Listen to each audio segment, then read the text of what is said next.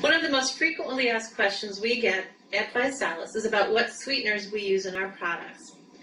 A lot of companies will use sugar. And I'm just going to show you, this is the amount of sugar that is typically found in most sodas. If you read the ingredients on the back, you'll see that sodas can have up to 39 grams of sugar. That is the equivalent of about 10 to 12 teaspoons of sugar. So we know that Americans consume a lot of sugar today. The average American consumes a whole cup of sugar a day. That is a lot of sugar. And sugar can spike your blood sugar levels and leave you hungry, and are not necessarily diabetic friendly. So we have chosen at ViSalus to use an artificial sweetener. And we know that that is not something that a lot of people like to hear about. Well, it's the bane of our existence because there is no perfect sweetener at all on the market. You name it, there's something good, there's something not so good about every sweetener on the market. So let's talk about that, right? We know that a lot of people would like us to use stevia. Stevia has only recently been approved in the United States and is derived from a plant. Now, stevia has a bit of a bitter licorice aftertaste that not a lot of people find very appealing. We've been trying to make stevia work in a couple of our new formulas, and we've been trying for about 9 months because it does leave that bitter aftertaste. So we know taste is very important to our consumers, so we're not using stevia. Now, some people would like us to use xylitol. Xylitol is a natural sugar alcohol.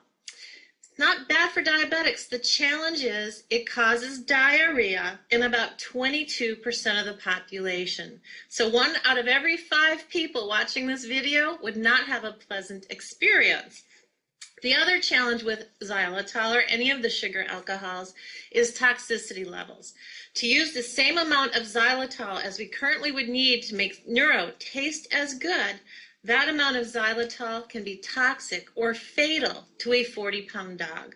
So the Scientific Advisory Board does not feel comfortable using the sugar alcohol xylitol. We use something that many people know called sucralose. You often find it in these little packets.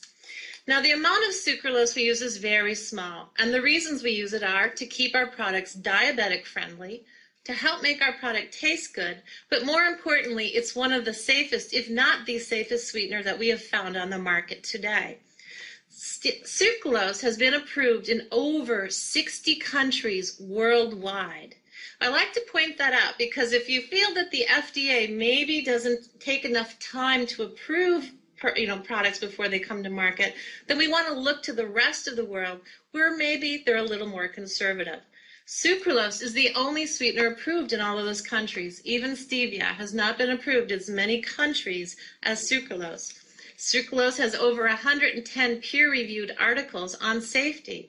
Now, a lot of sweeteners have been given a bad name because of aspartame. Aspartame, when it's heated, can degrade and become not quite healthy for you. Sucralose is fine both hot and cold. Now, a common packet of sucralose is about this much product. So you can see it's about 3/4 to a teaspoon of product. The amount that we use in our product is about the 1/3 to a 1/4 of the amount you would find in a diet soda.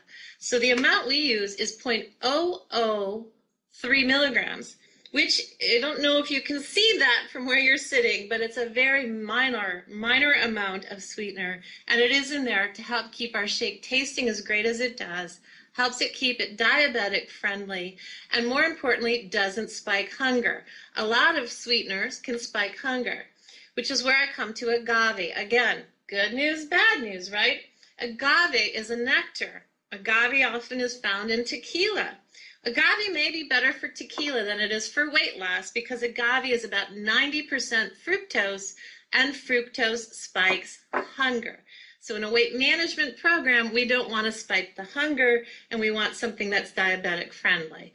So we've scoured the world. We continue to scour the world to see if we can find a safer, better tasting sweetener that doesn't add a lot of calories, doesn't harm you, and doesn't take up a lot of space in your product. So I hope that's a little education on why we use sucralose and why there really isn't a perfect sweetener anywhere on the market.